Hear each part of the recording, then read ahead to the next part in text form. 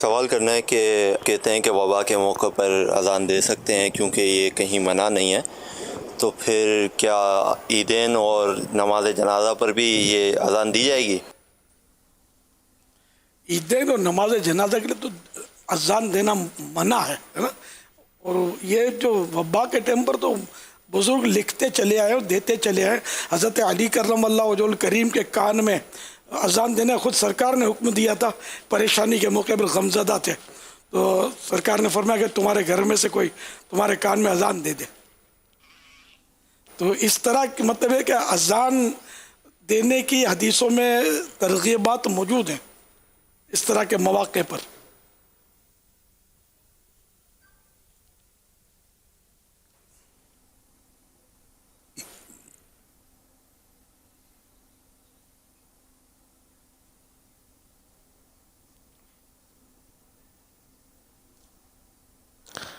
یہاں اصل یہ کہ جو وبا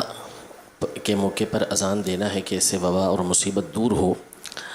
مختلف احادیث طیبہ میں امن کی بشارت اس کے اندر آئی ہے، وحشت اس سے دور ہوتی ہے. تو فضیلت مختلف احادیث طیبہ میں اس کی موجود ہیں، اور چونکہ اس میں کسی طرح کی کوئی ممانعت نہیں ہے اس لیے اس موقع پر اذان دینے میں کوئی حرج نہیں. اب اس کے اوپر یہ اعتراض کرنا کہ وبا کے موقع پر ممانعت نہیں ہے تو آپ عیدین میں بھی اذان دے دیں، آپ جنازے کے موقع پر بھی اذان دے دیں کہ اس میں بھی کوئی ممانعت نہیں ہے، تو اس میں اور اس میں فرق ہے. احادیث طیبہ اور قرآن مجید فرقان حمید کو فقط ایک طرف سے دیکھ کر اصول نہیں بنایا جاتا. بزرگوں نے ہر چیز کا مطالعہ کرنے کے بعد اسلاف نے، ائمہ نے اس کے قواعد اور اصول بیان کیے ہیں. جو چیز جس طرح نبی کریم صلی اللہ علیہ وسلم نے مقرر کی ہے، اگر اس میں کسی طرح کی کوئی تبدیلی پیدا ہوتی ہے، کسی طرح کا اس میں تغیر واقع ہوتا ہے، تبدیلی آ جاتی ہے،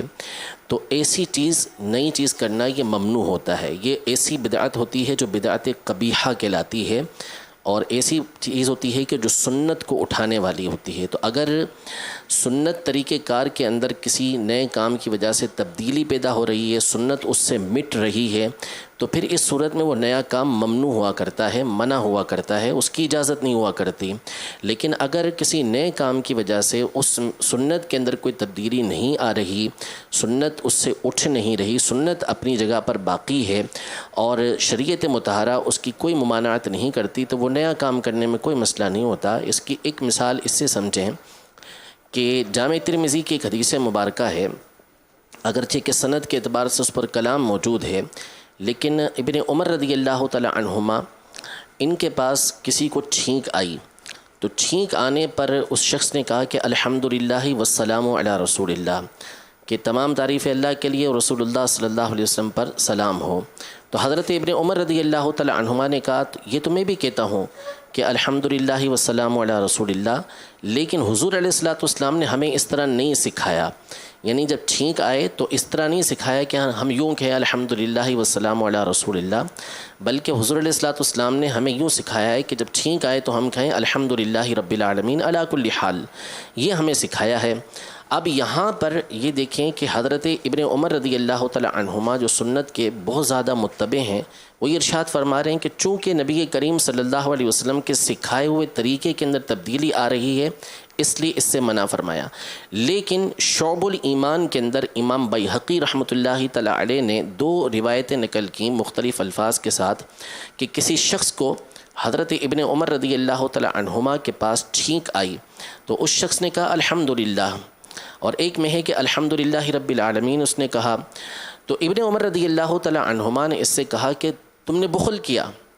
تم نے پورا کیوں نہیں کہا الحمدللہ رب العالمین والسلام علی رسول اللہ. اور دوسرے میں کہا کہ لو اتممتہا، تو اسے مکمل کر لیتا الحمدللہ رب العالمین، اور پھر اس کے بعد حضور علیہ الصلوۃ والسلام پر درود پاک پڑھتا. تو اب یہاں پر آپ ملاحظہ فرمائیں کہ ابن عمر رضی اللہ تعالی عنہما نے اس مقام پہ منع فرمایا کہ جہاں پر سنت کے اندر تبدیلی آ رہی تھی تو فرمایا اس طرح نہ کرو، لیکن جہاں انہوں نے سنت پوری کر لی، الحمدللہ رب العالمین کہہ لیا، اب اس کے بعد وہ نبی کریم صلی اللہ علیہ وسلم پر درود پاک پڑھ رہا ہے، تو آپ نے کہا کہ تمہیں یہ کرنا چاہیے تھا، تم نے نہ کیا تو تم نے بخل کیا، تمہیں پورا کر لینا چاہیے، حضور علیہ الصلوۃ والسلام پر درود پاک پڑھنا چاہیے۔ تو اصل اصول یہ ہے کہ نیا کام وہ کہ جو شریعت کے اصولوں سے ٹکراتا ہو، جس سے کسی طرح کی تبدیلی آتی ہو، سنت اٹھ جاتی ہو، سنت مرتفع ہو جاتی ہو، تو ایسا کام یہ ممنوع ہوا کرتا ہے۔ اب اگر کوئی جنازے کے اندر اذان دیتا ہے، عیدین کے اندر اذان دیتا ہے، تو چونکہ نبی کریم صلی اللہ علیہ وسلم نے جو طریقہ کار مقرر کیا تھا اس طریقہ کار کے اندر تبدیلی آ رہی ہے تو یہ منع ہو جائے گا۔ اس کی ایک اور مختصر مثال میں عرض کروں کہ نبی کریم صلی اللہ تعالیٰ علیہ وآلہ وسلم کا جو تلبیہ یعنی لبیک کہنا یہ صحیح ستہ کے اندر مذکور ہے، وہ یہ ہے کہ آپ کہتے تھے لبیک اللہم لبیک، لبیک لا شریک لک لبیک، ان الحمد والنعمت لک والملک لا شریک لک، یہ آپ کے الفاظ ہوا کرتے تھے۔ تمام نے یہ نقل کیے۔ ابن عمر رضی اللہ تعالی عنہما جو سنت کے کامل پیروی کرنے والے ہیں، انہوں نے اس حدیث پاک کو روایت کیا، لیکن اسی کے ساتھ صحیح مسلم شریف کی حدیث مبارکہ یہ موجود ہے کہ ابن عمر رضی اللہ تعالی عنہما یہ تلبیہ کہنے کے بعد، لبیک کہنے کے بعد اس کے اندر مزید اضافہ کیا کرتے تھے کہ تیری ہی طرف ہماری رغبت ہے، تیری ہی طرف سے نعمت ہے، تیرے ہی ہاتھ میں خیر ہے، تیری ہی طرف سے عمل کی توفیق ہے۔ یہ الفاظ آپ مزید اس کے اندر اضافہ کرتے، اور یہی الفاظ حضرت عمر رضی اللہ تعالی عنہما بھی اضافہ کیا کرتے تھے۔ مصنف ابن ابی شیبہ اور کئی کتابوں کے اندر یہ روایت موجود ہے کہ حضرت حسن مجتبی رضی اللہ تعالی عنہ لبیک ذی الفضل